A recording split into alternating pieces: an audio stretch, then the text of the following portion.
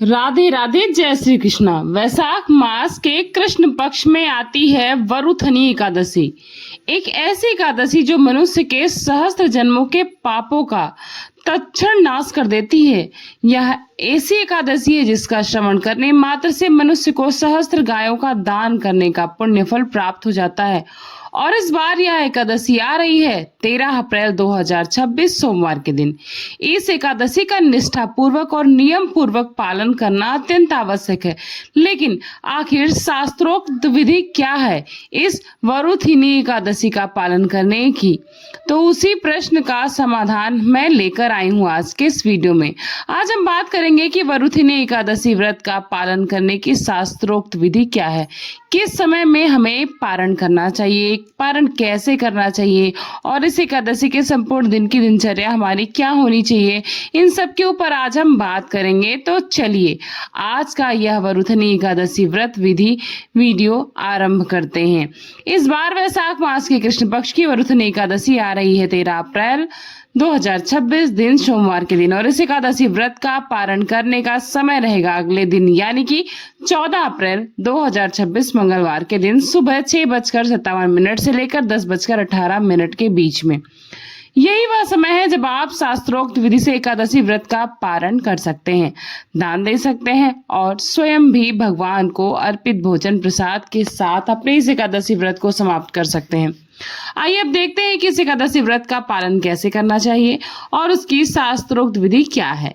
इस एकादशी के महात्म का वर्णन करते हुए भगवान श्री कृष्ण कहते हैं कि जो भी व्यक्ति इस एकादशी का श्रद्धा और नियम पूर्वक पालन करता है वह अपने पूर्व और वर्तमान जन्म के सभी पाप कर्मों से मुक्त हो जाता है।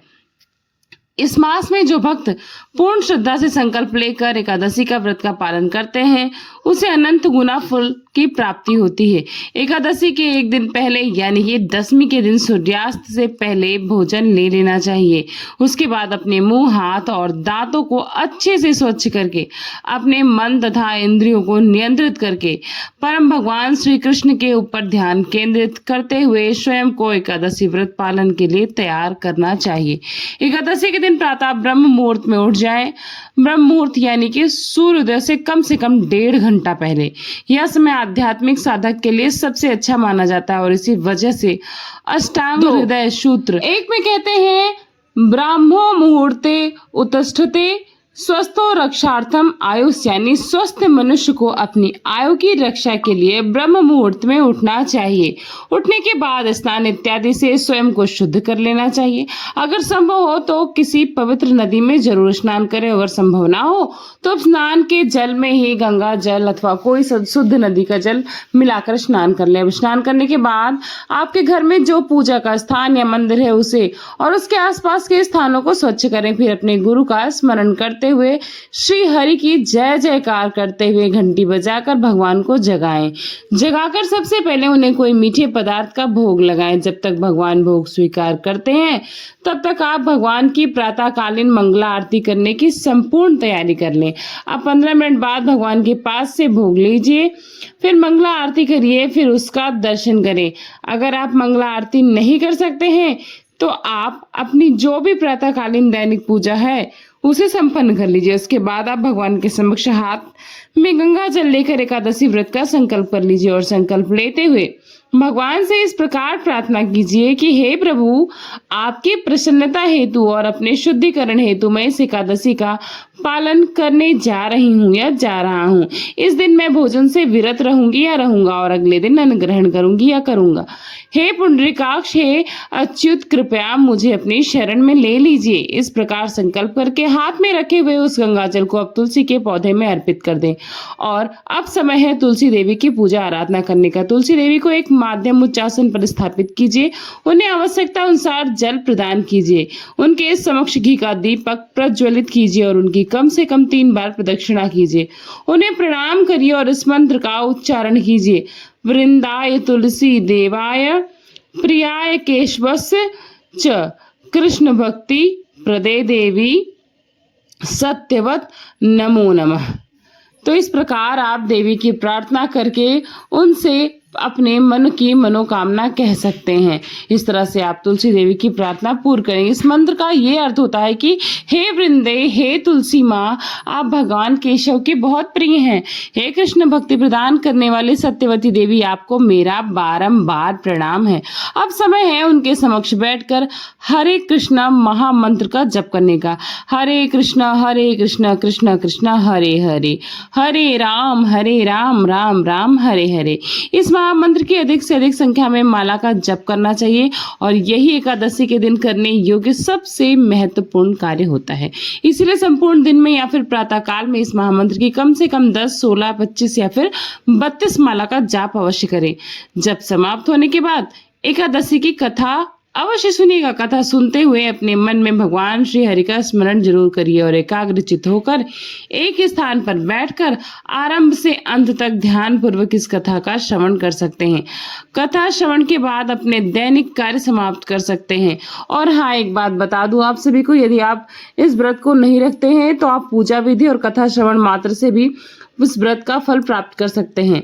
दोपहर या दिन के समय में श्रीमद् भागवतम और भगवत गीता का पाठ कीजिए। एकादशी के दिन अधिक से अधिक भगवान श्री कृष्ण की लीलाओं और शिक्षाओं का श्रवण तथा पठन करना चाहिए। भगवान की लीलाएं श्रीमद् भागवत में हैं और शिक्षाएं भगवत गीता में हैं। एकादशी के दिन हम उपवास का पालन करते हैं और यह उपवास 3 प्रकार के होते हैं: निर्जल, सजल और सफल। निर्जल यानी जिसमें एकादशी के संपूर्ण दिन में अन्न और जल दोनों का ही त्याग किया जाता है। इस दिन पानी की एक बूंद भी नहीं ले सकते और अगले दिन पारण के बाद ही जल और भोजन लिया जाता है।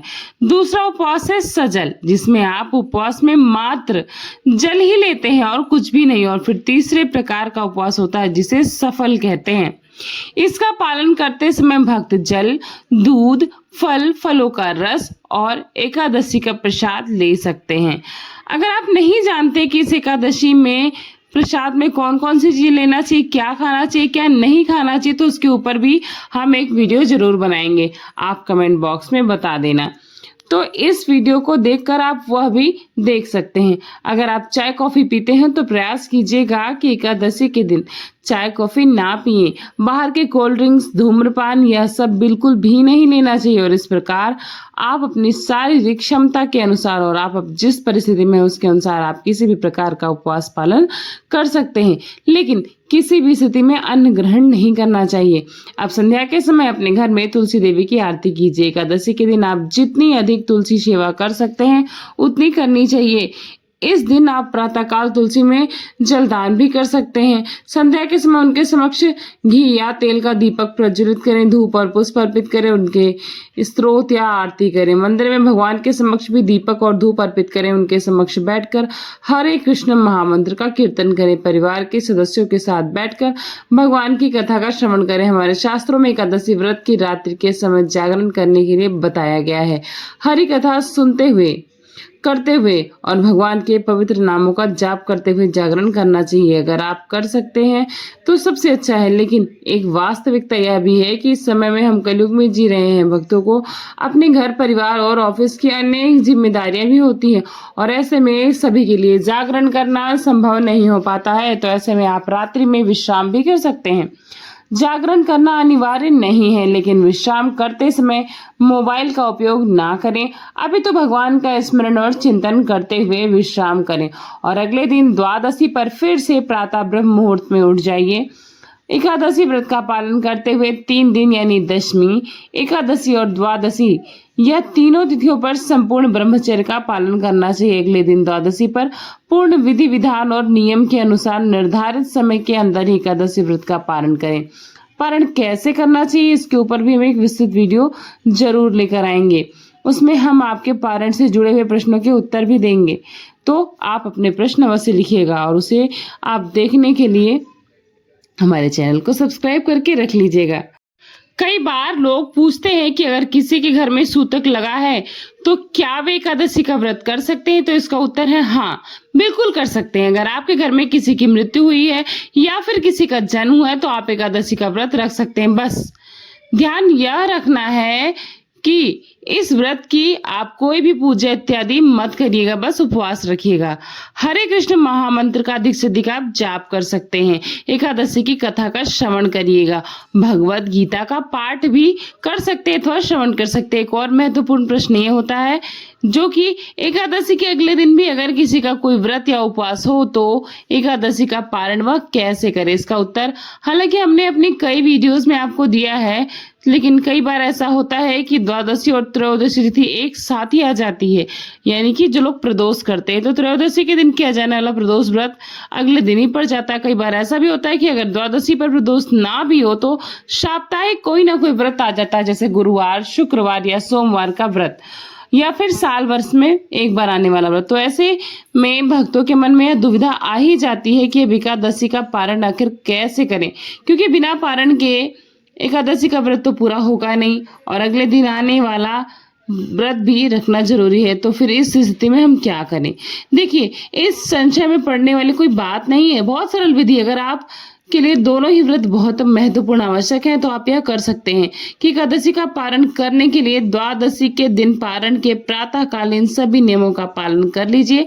ब्राह्मण भोजन और दान इत्यादि सब कुछ कर लीजिए। इसके बाद आप अपने घर में एक चावल का दाना लीजिए, उसे भगवान को अर्पित कीजिए।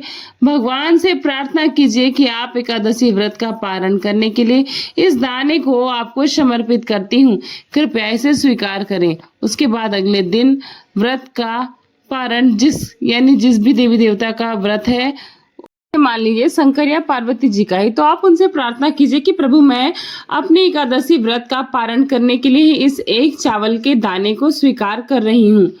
आपके व्रत में मेरी पूर्ण निष्ठा है, इसलिए कृपया आप मेरे इस चावल के दाने को स्वीकार करने के कार्य को अपराध मत समझिएगा। मैं आपके इस व्रत का पूर्ण श्रद्धा और नियम पूर्वक पालन करने जा रही हूँ। आपका आशीर्वाद प्रदान कीजिए। इस प्रकार प्रार्थना करके फिर आप अगले दिन का व्रत आरंभ कर सकते हैं। उसकी पूजा अर्चना या जो भी विधि विधान है उसका पालन आप कर सकते हो। इस प्रकार आप एकादशी व्रत का पारण भी कर सकते हैं और अगले दिन के व्रत का पालन भी हो जाएगा और आपको कोई अपराध भी नहीं लगेगा।